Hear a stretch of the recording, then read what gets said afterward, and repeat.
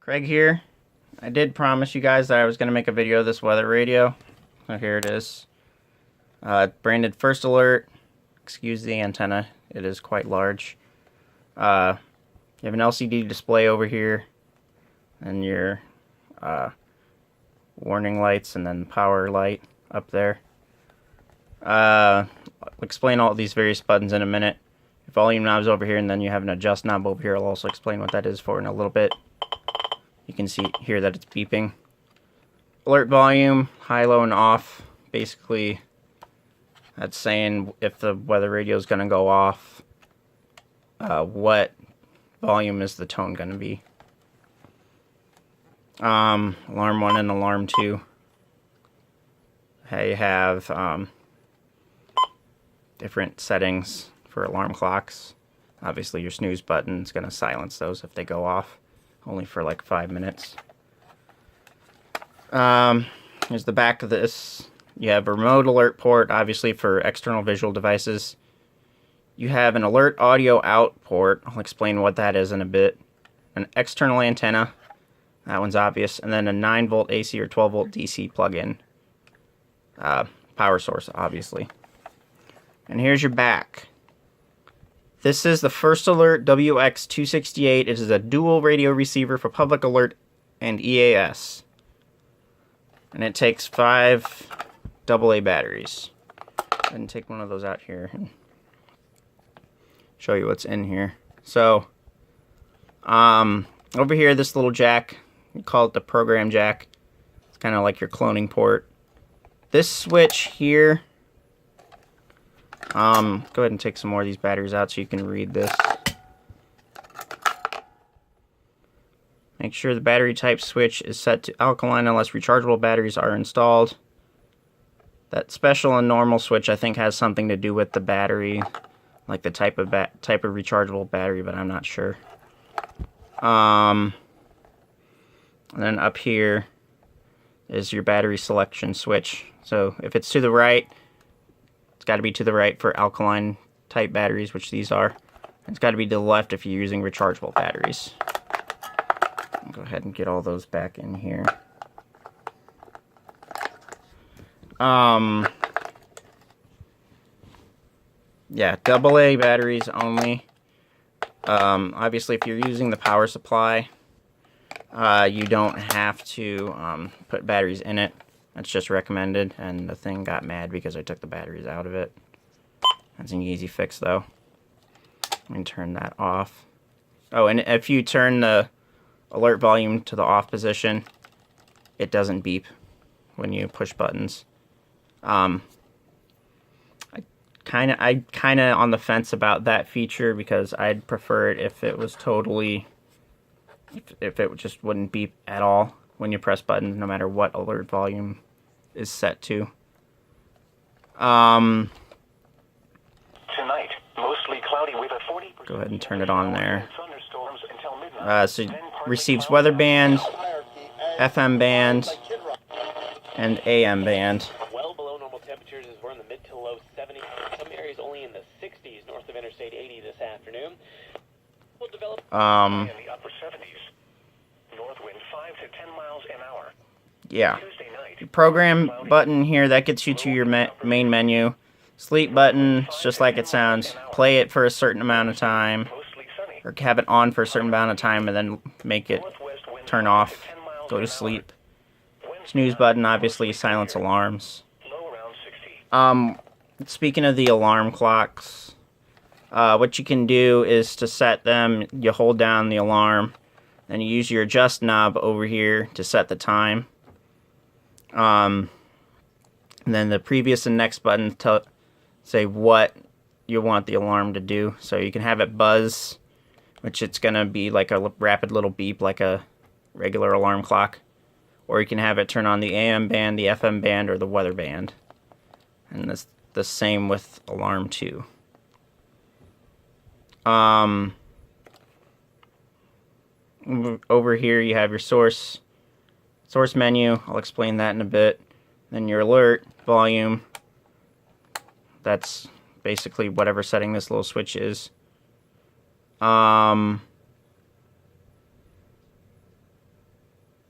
don't know if you can kind of see it there. That little icon there. I'll explain what that is for in a minute as well. These little 10 circles over here with numbers in them. That's basically alert memory. And right here, this little compass. That's for what whatever county or part of a county you're in. It basically shows what part of the county the alert is for, or parts.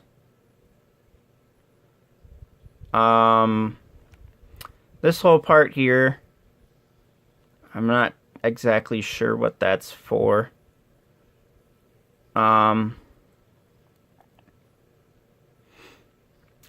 guessing it could be for, like, if this was set up with a weather station of some sort, but I don't know that for sure, so don't quote me. So yeah, let's go ahead and investigate the programming menu here. So to access it, you hold in the program button until this appears. That's your first option: set date and time. Set your weather band channel, set up locations. You have 20 locations that you can set up. Cool thing about this is it's like, if you've seen my video on the Radio Shack handheld weather radio, the way you set up locations is kind of like that. So you select your state from the list. I've got mine set to Illinois. It's Rock Island County. And then here, set your subdivision. That's where this little compass comes in as well. Set what part of the county you're in, or you can just set it to go off for any part of the county, and then you have to press save to save it, and then it just goes back to the regular display, so you have to go back in the programming menu again. So set up locations, set up blocking, block certain events from setting off the weather radio if they're issued. Alert options, so whether you want specifically just the siren to go off, which would be the internal tone generator, for the duration of the event, or if you want the siren to go off for the duration of the message, or if you want to hear a tiny bit of the siren and then the rest be voice for the event, or a tiny bit of siren and the rest voice for just the message. I've got this set to voice plus message. So, there's that. Select source. This is where the dual band comes in. So you can have it set to receive just alerts from the weather band, or you can have it set to receive alerts from the weather band in FM band or weather band in AM band. Now, if you set it to weather band and FM band, you cannot listen to the AM band. You can only listen to the weather band and the FM band because it's got to monitor both bands. Same idea with WB and AM. You can only listen to weather band and AM band. You can't listen to any FM band stations. So we'll set it to weather band there. And yeah, that's all the options there in the programming menu. Spread dense fog. Go ahead and turn that back on there. Overnight and continued through sunrise. Here's the manual. There's some random stuff written on there. I have no idea what that's all for.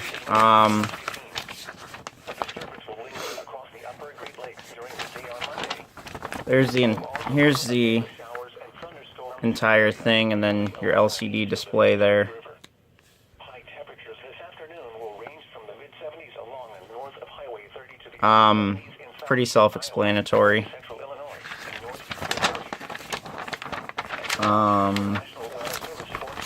Go ahead and look here at setting up the clock and calendar.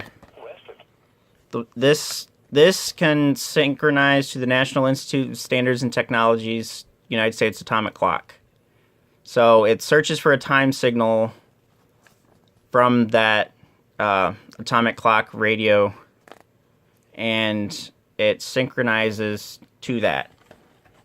But the first time when you get it out of the box, obviously you have to set the time yourself, and then it'll start trying to synchronize to it. Let me find that. There it is. So, it searches for the signal each night when the reception is optimal.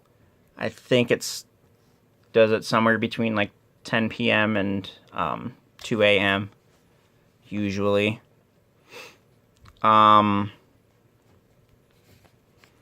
You'll see this little icon appear if it synchronized properly. Mine doesn't have that, unfortunately, because I haven't found a decent place to actually mount this to where it would be able to receive the signal in a very nice manner to synchronize. If it's blinking, that means it picked up the signal and it's setting the time itself. And then if you have no icon, it hasn't received the signal or hasn't synchronized within the past 24 hours, which is where mine's at. Anyways, a little bit of specs here. The alert out port, or the remote alert port, actually. It's a relay, of course, and the relay, I believe, can do up to 30 volts power at 1 amp, I think. It should say somewhere in this guide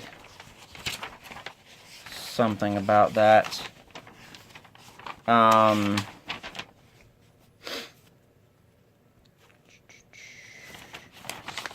Yeah, I'm not finding it anywhere in here. But yeah, it's roughly about 30 volts DC at 1 amp for said accessories. It's a contact relay.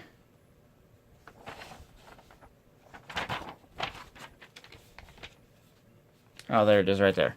Okay, the output jacks for the remote alert provide a floating relay contact output to external warning devices. Contact will close when an alert broadcast has been received. Don't exceed the maximum voltage or current rating of the contacts. So yeah, it is 1 amp at 30 volts DC. So